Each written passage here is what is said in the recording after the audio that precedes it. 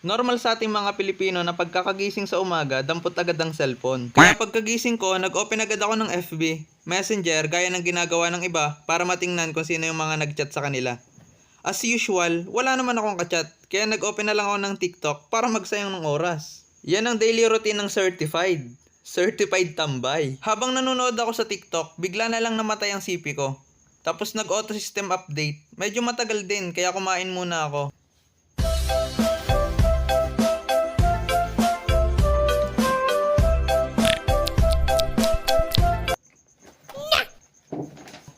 At pagbalik ko, yung system update na inaakala kong system update lang, na-delete lahat ng video ko. Kahit itong braces ko, hindi ko na napakita sa inyo kung paano kinabit eh. Ngayong araw na din sana ako magpapa-adjust. Kaso sa minalas-malas, sarado pa ngayong araw ang clinic. Binilan mo ako ng relo, pero wala ka naman oras sa akin. Nariyan ka pa ba?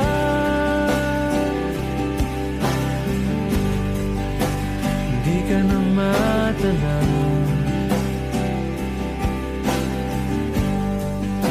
Kung merong madaraanan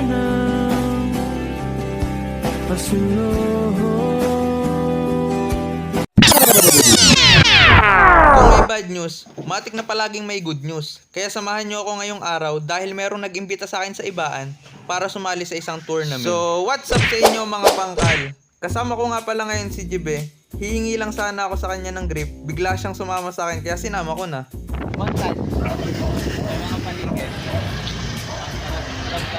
Gusto ko lang i-share sa inyo ang natutunan ko ngayong araw. Ilang beses na din kasi itong nangyayari sa akin.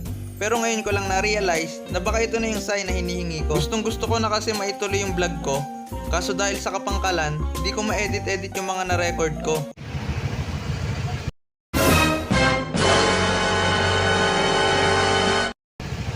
Kaloka na rin.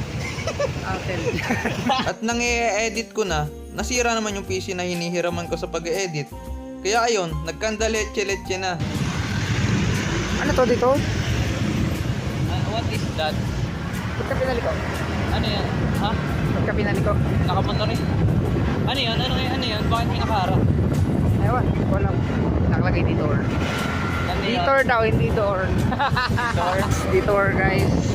Ano, hindi na ang ibig sabihin ng detour. Hindi na tuloy yung turn nila kaya i-detour. Ang masama pa doon, nandun lahat ng mga video ko. Lahat ng memories na pwedeng balik-balikan. Kaya pagtapos ng pangyayaring yon, sabi ko sa sarili ko, di na mauulit yon. Pag nag-record ako ng video, i-edit ko na. Pero ngayon, ito lugmok sa Gedli kasi pinairal na naman ang katamaran. Sarap kaya mag-record ng mga pangyayari mo sa araw mo, lalo na kung LT. Sobrang dali lang naman mag-record, pero ang hirap mag-edit. Nakakatamad kasi. Alam mo yun, imbis na madami ka pang magagawa sa araw na yon, tas i-edit mo lang. Pero yung sobra kong katamaran, siya ding ikinataas na ambisyon sa buhay. Gusto ko nga kumuha ng sariling editor eh. Sariling editor? Di mo nga masimulan sa sarili mo para may pambayad ka na sa gusto mong sariling editor. Awit sa'yo tol. Ayun na, beat, Ibaan, town proper, straight. Natin dito. Dito na po yun, banda yan sa ibaan. No? Pero sabi nga nila taasan mo na ang pangarap mo eh. Para kung sakaling bumagsak ka, sa bubong lang. Mataas pa din, di ba? Best friend forever. Lahat simutin. Yeah, nakatingin si ate sa atin, nag-video tayo. Best friend forever.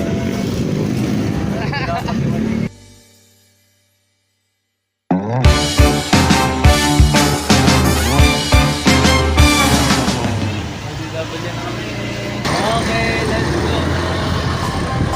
Ang galang bata.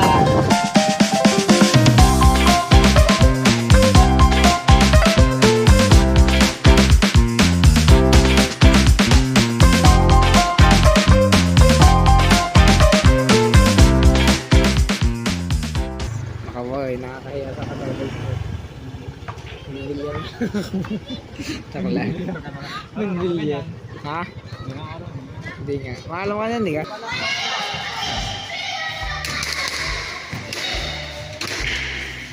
Pasidol naman na boy.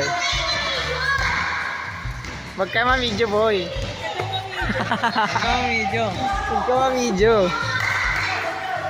Picture mo na. Sabi ko.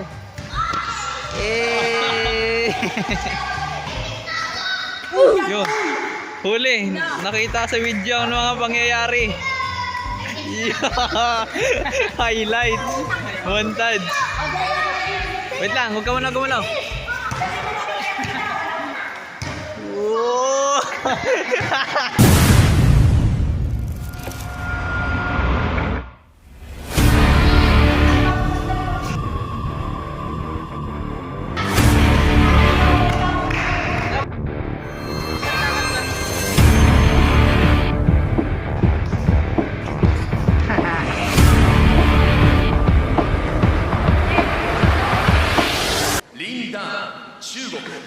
James, he gets him. James drives. James is fouled. It's away. Team Jack. I want to say this is a player gets the offensive player of the year. Hey. Oh! James, he gets him. James drives. James is fouled.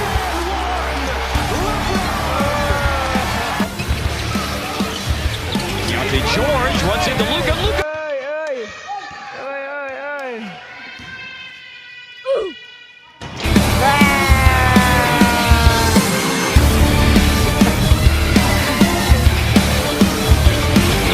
George runs into Luka. Luka on the floor.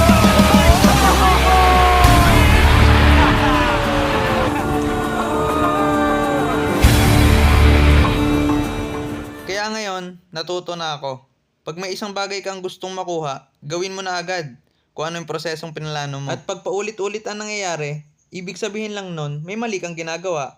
Kaya huwag kang matakot na sumubok ng sumubok. At kung kailangan may baguhin ka para makuha ang resultang gusto mo, baguhin mo. Sa panahon kasi natin ngayon, kailangan natin matutong mag-adjust sa isang sitwasyon. Sabi nga, huwag tayong mag-stay sa ating comfort zone para makamit natin ang tagumpay.